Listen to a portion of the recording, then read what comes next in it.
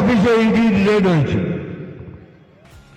ED কিন্তু বিজেপির নয়, সিবিআই বিজেপির নয়, কিন্তু এটা আমাদের ঘাড়ে চাপিয়ে দেওয়া হয়েছে। ইডি একটা নতুন সংস্থা, আলাদা সংস্থা, সিবিআই একটা আলাদা সংস্থা। তাহলে কি এমন ওখানে ছিল যার জন্য তাড়াহুড়ি করে এর মধ্যে ঢুকে সেখান থেকে কম্পিউটার, ল্যাপটপ, সমস্ত ফাইল নিয়ে চলে এলেন? কি ছিল তার মধ্যে?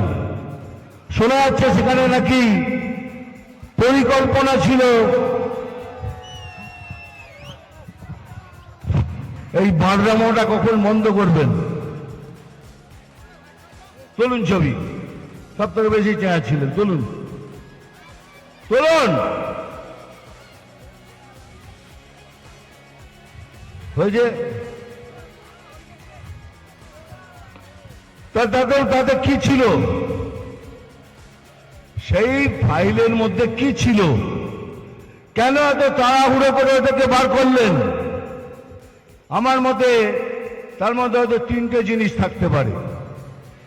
এক, যদি পরিকল্পনাই থাকে তাহলে সে পরিকল্পনা নিশ্চয়ই বিজেপি, হিন্দু, সনাতনীদের এই বাংলা থেকে তাড়ানো। এখন তো বলছেন খেলা হবে। খেলা হবে মানে কি? ফাঁসি দেবেন না গলা কেটে দেবেন? নিশ্চয়ই এরকম কিছু এটা হবে। কারণ আগের বছর ইলেকশনের পর তো সমস্ত লোককে ঘর ছাড়া করেছেন, মেরেছেন। তা আমি সমস্ত লোকদের বলছি, অগ্রসর নয়, যে যার ডিফেন্স নিয়ে তৈরি থাকবেন। এরা যা কিছু করতে পারে, এরা যেভাবেই হোক কোনো একটা উস্কানি দিয়ে রাইটস করার চেষ্টা করছেন। সেখান থেকে সেখানে মুখ লাগাবেন না, সবাই দূরে থাকবেন। আমরা গণতান্ত্রিকভাবে সংবিধান অনুযায়ী জিতিয়ে দেখাবো কে আমরাও পারি। তাহলে আপনার প্রথমটা হলো যে আপনি খেলবেন, আমাদের গলা কাটবেন, তো ফাঁসিতে ঝুলিয়ে দেবেন, কি করবেন জানি না।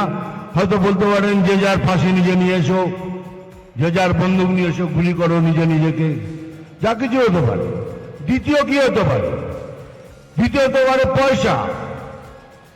সেই ফাইলে কাকে কত পয়সা দিয়েছেন, কোনখান থেকে কয়লার, কোনখান থেকে বালির, কোনখান থেকে বিদ্যার, কোনখান থেকে শিক্ষার পয়সা পেয়েছেন তার হিসেব আছে।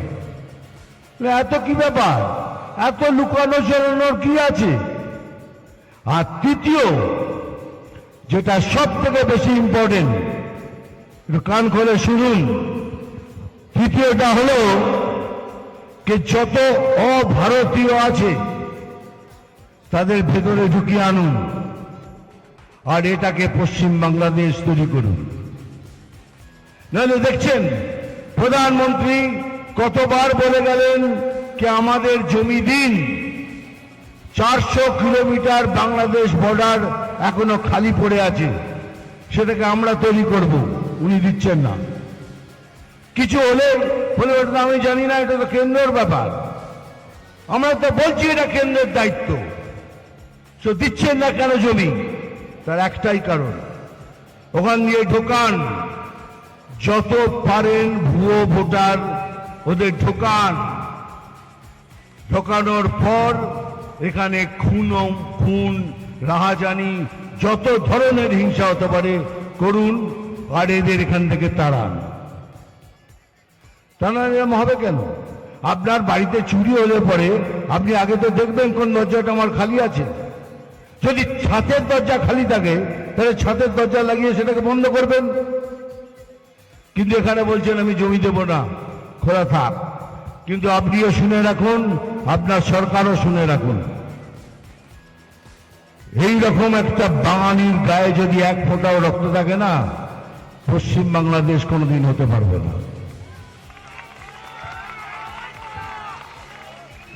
कोई माई का लाल ये नहीं कर सकता।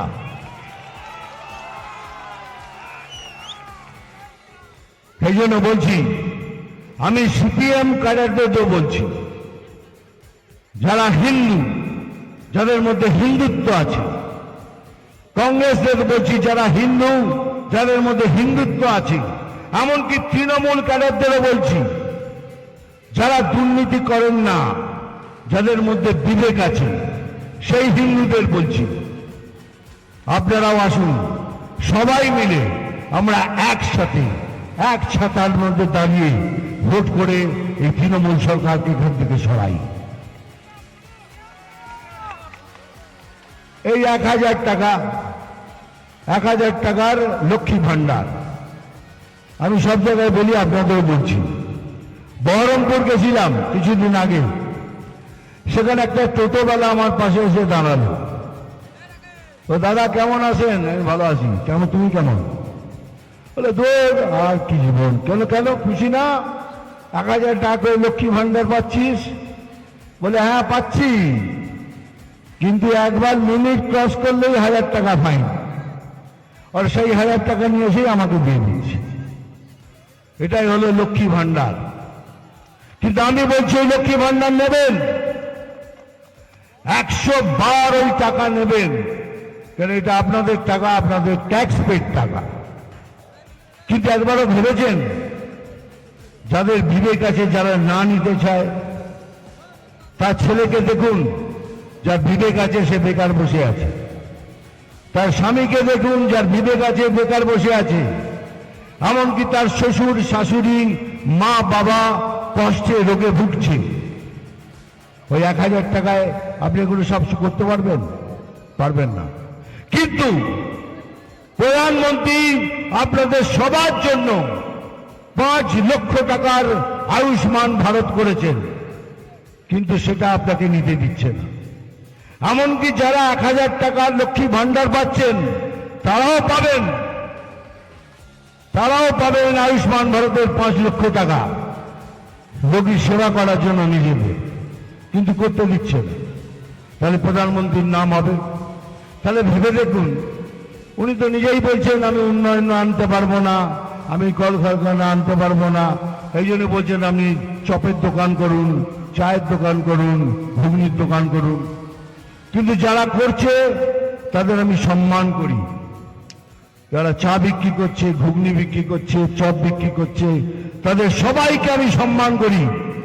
এই জন্যই করি তারা গতরে খেটে কামাচ্ছে, আর আপনারা সব দুর্নীতি করে কামাচ্ছেন। এই জন্যই এদের আমি সবাইকে সশস্ত্র প্রণাম জানাই। কিন্তু উনি তো বলছেন উনি পারবেন না উন্নয়ন করতে, তাই না? তাহলে যদি উন্নয়ন পেতে হয় তাহলে একটাই সরকার, সেটা হলো বিজেপি সরকার। আমাদের ভিডিও ভালো লাগলে লাইক আর শেয়ার করুন, কমেন্ট সেকশনে গিয়ে জানান আপনাদের মতামত। আরও ভিডিও পেতে আমাদের চ্যানেল এখনই সাবস্ক্রাইব করুন এবং প্রতি মুহূর্তের খবরের আপডেট পেতে প্রেস করুন বেল আইকন।